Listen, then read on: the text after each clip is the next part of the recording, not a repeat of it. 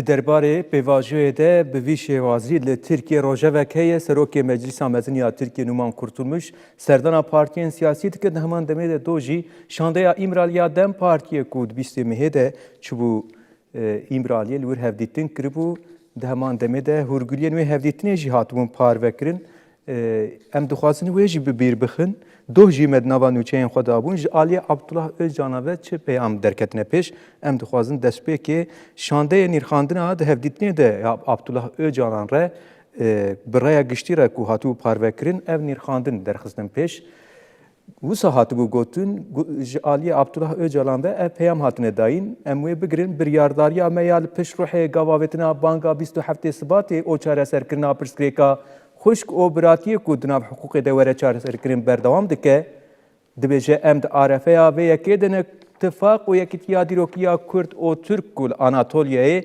heqeteke dîrokî ye û di hemû qonaxan de ji hev qut nebûye li ser zemînê hiqûqî xurt bikin. Di berdewamiya daxuyaniyê de Abdullah Öcalan dibêje ji bo pêşxistina jiyana hevpar divê gavên qanûnî werin avêtin ew jî hate ser ziman heqeta eger tu Kurd û Kurd ji Tirkan cuda bike Kurd namîne eger tu rabe Türk ji Kurda cuda bike Türk namîne pêşxistina jiyana hevpar û hiqûqa wekheviyê bi me dide ferzkirin. Dem hatiye ku zemîneke qanûnî bê avakirin ku hasasiyeta aliyan li ber çavan digire em zanibin ku vekirina vê riyê ya bi sebir firsendeke dîrokiye ez bi sebrê li bêndê me ku ev rê were vekirin divê bi hesab û nîzîkatiyên biçûk teng û ku xizmetê ji siber rojê re nake were terkirin. Dîsa Abdullah Öcalan her wiha bal kişand ser rapora ku ji aliyê komisyonê ve hatibû parvekirin û daxwaza destpêkirina pêvajoyeke hiqûqî kir wisa dibêje em hemû bi hev re jiyana hevpar ava bikin li Meclîsa Meziniya Tirkiye komisyona ku hatibû avakirin raporek hevpar amade kir di rapora ku hatibû amadekirin de jî divê pêvajoya hiqûqî û qanûnî were destpêkirin divê pevçûn û çek bi temamî ji dewrê bên derxistin divê rûpelekî nû were vekirin ji destê kî çiha divê bike. Abdullah Öcalan tifaka Kurd û Türk li Anatolyayê wek hîmê bingehîn ê siber rojê pênase kir û destnîşan kir ku di her gavavêtinê de divê çanda vê axê esas were girtin her wiha got ku ji bo tifak bi awayekî mayînde bigêje mîsogeriya hiqûqî divê hiqûqa negatîv veguhere hiqûqa pozîtîv ev e mijarên ku do di peyama şandeya îmraliya Dem Partiyê de ku hevdîtin kiribû peyamên ku ji aliyê Abdullah Öcalan ve hatibûn dayîn bi vî şêwazî hatin parvekirin vê mijarê em ê binirxînin serdan jî hene serdanên partiyên siyasî jî hê çarçova pêvajoyê de wê li ser vê çarçoveya qanûn herîzê de em ê nîqaş bikin taybet pir dikeve rojev ji ê li hê hevserokê şaxa komeleya mafê mirovan ya ê li hê Ahmed Şîray wê bi me re be.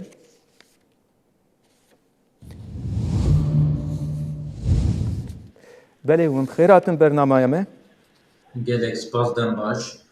Dem baş em jî gelek spas dikin ji bo beşdariya we û bixwe jî dizanin û min dişopînin ez bawerim li Bakurê Kurdistan û Tirkiye pêvajo mijara serekeya rojevê ye divê çarçoveyê de hevdîtin jî çêbûn piştî demek dirêj li gel Abdullah Öcalan bi taybet ji 24 Gulanê ve heya niha heya 20 Tirmeyê teqrîben nêzî du mehe derbas bû pişra hevdîtinek çêbû heya ku ew hevdîtin çêbû jî pir nîqaş çêbûn gelek alî rexne li destlatê dikirin digotin di dema xwe de gav navêje bi taybet navaroka qanûna çarçoveyî bi naye parvekirin heya niha jî hîna dibêjin bi partiyên siyasî re nahatî parvekirin lê di encam de hevdîtinek çêbû me navaroka hevdîtina li îmraliyê peyamên ku derketine pêş jî parvekirin me xwestem wê jî bi temaşevanan dîsa carek din dubare bidin parvekirin heman demê de Serokê Meclîsa Meziniya Tirkiye hevdîtinên xwe jî dike divê çarçoveyê de ve bi giştî vê pêvajoya ku niha qonaxa gihîştiye ez ê pirsê me wê piştre hebin ema ez destpêkê dixwazim nêrînê we bigirim ev qonaxa hê hûn çawa dibînin ereniye Belê rastî jî em qonexekê pir girîng de derbas dibin. Di 2024 de pêvajoyekê da dest pê kirin 27 Sibata 2025 de bangewazîkê ji Birêz Öcalan hat bangewaziya çekberdanê di meha Gulanê de jî PKK kongreya xwe dazdemîn ben komkir û biryara çekdanî nestan û yazdê tîrmeha 2025 ya beriya salekê jî weke merasîmek çekşewtandinê hat darxistin. Ev bi rastiye bi وجی و کوملت و روژه سالوگرا و روژه ده و داخیانیان گرینگ دابون و گوتو بلا د آلیه دستاتی ده گاوین پیوز بیناویتن مخواست از ویش ببیر ev bêjin ev kariyane tev di nava salekê de hatine kirin. Yani bi rastî jî demekin de gavên mezin hatine avêtin. Em wekî komele mafê mirova em dixwazin ku dewlet aliye hikûmetê jî em bêjin gavên zû bi zû di wextê xwe de were avêtin. Ji bo ku meseleya aşitiye meseleyekî girîng e. Pêwîst e mirov weke meseleyekî ne weke meseleyekî ewlehiyê nêzik bibe. Îro lê dirênî mînakên cîhanê de jî em bêjin meseleya bêçekbûnê ya devjêberdana çekan û meseleya hukûkî û siyasî em bêjin hev û dire meşiyane.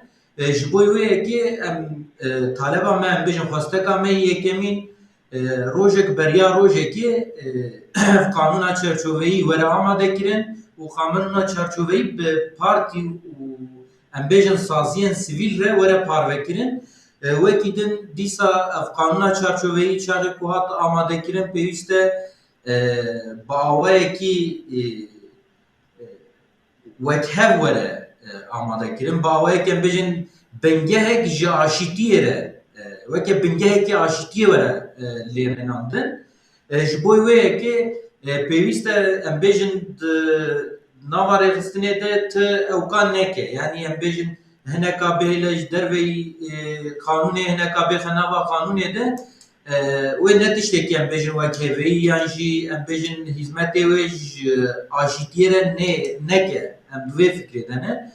Ji bo wê yekê ev kanûna çerçoveyî were amadekirin em dixwazin rojek beriya rojekê bi saziyên sivîl bi siyasî partiyên siyasî re were parvekirin û wekî din hem em bêjin kesên ku ava ji bo xebatên xwe yî siyasî ji bo xebatên xwe yî em bêjin sendîqayî ji bo xebatê xwe yî em bêjin di komeleya de cî girtî hatine girtin ceza standine hem wa hem girtiyên nexweş hem jî em bêjin endamên PKK teva bi yek ser em bêjin bêxin nava heman kanûnê de dîsa divir de mesela sereke yek jê mafê hêviyê ye. Bi rastî mafê hêviyê wek dadgeha mafê mirova em bêjin 2012 de jî biryarek dabû derbarê Öcalan de serlêdana parêzerê wî em bêjin biryarek dabû. Ev mafekî hukûkî ye, mafekî kanûnî ye. Pêwîst e derheqê vê mijarê de jî em bêjin xebatên kanûnî werin kirin.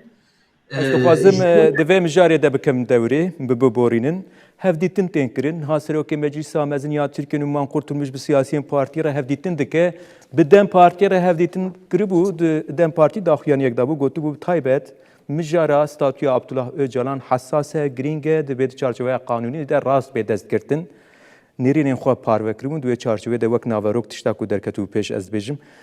Lê di civîna ku bi taybet bi riya nû yenî yol koma yenî yolê re dibêjin ya ku wan re kiribû çavkaniyên yenî yolê ev didin nihal berdestê me jî hene ji wan agahî hatine parvekirin dibêjin ji bo Abdullah Öcalan tu rêkeftinek taybet wê tune be dibê hevdîtinê de ev derketî pêş ya ku wan re hatî nîqaş kirin ji bo çarçoveya kanûn gelo ger ev mijar pir niha di rojevdê hesas e hûn çawa dibînin eger ev nekeve çarçoveya kanûnî Belê îro jî çarxê mirov ava di sala em bêjin pêvajoyek heye pêvajoyek dimeşe pêvajo li ser Abdullah Öcalan dimeşe îro em bêjin ji bo ku PKK ji dev çeka berde hevdîtin Öcalan re tê kirin li benda banga Öcalanın em bêjin ji bo ku biryar were standin dîsa li benda biryara Öcalanın bangawaziya Öcalanın vê sürecê de ام بیژن به سورجا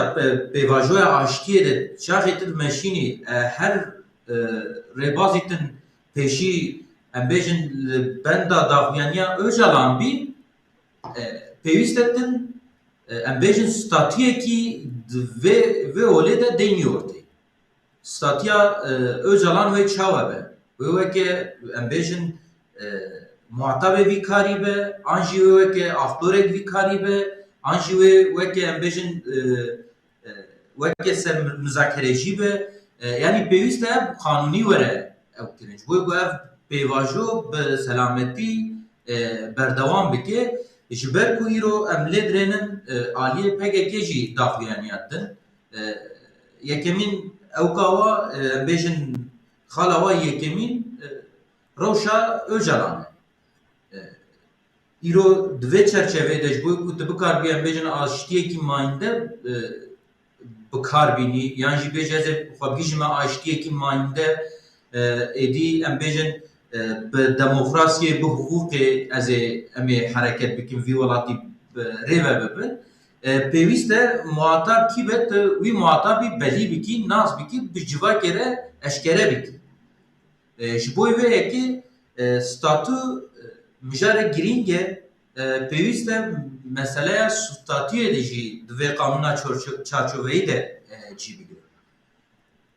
Yani bi rastî jî tiştê ku bal dikişînin ser bijarên ku bal dikişînin ser herî zêde jî do dema ku şandeya İmraliya Dem Partiye hevdîtin li kiribû li İmraliyê naveroka hevdîtinê parvekir di daxuyaniyan de jî tişta ku derdikeve pêş herî zêde zemînekî qanûnî yasayî ji vê pêvajoyê re pêwîst ke ev ji peyam ji aliyê Abdullah Öcalan ve hatî dayîn êdî dema gavavetina qanûnî ye gerek ji mesela pêvajoya ji aliyê negatif derkeve derbasî mesela pozitif bibe hûn vê çawa dibînin ev rewş wê demê pêş xwe bide xuya kirin?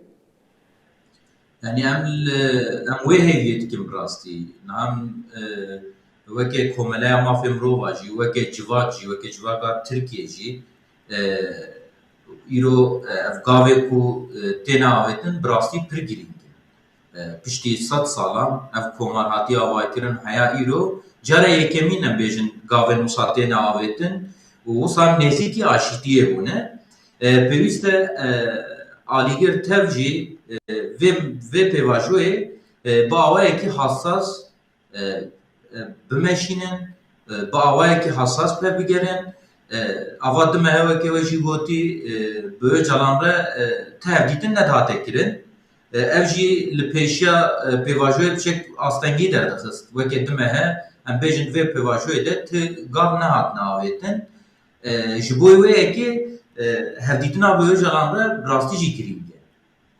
Çünkü PKK jî li hêviya em bêjin bangavaziyên Öcalanê dixwazin her daîm pêre hevdîtin were kirin û mesajî raya giştîrê werne parvekirin.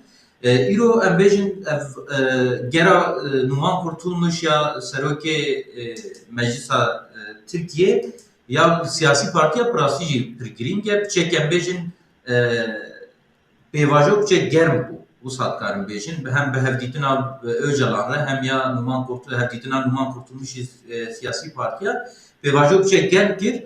Em dixwazin pêvajo wisa germ bûye çarçoveya qanûna çarçoveyî jî em bêjin bi awayekî hevpar û wekhev em bêjin ti kesî ji derveyî qanûnê nehêle xizmetek ji rojên pêş re bike. Em dixwazin qanûnek wisa were avakirin û qanûnek em bêjin îro ti kesî ji derve nehêle.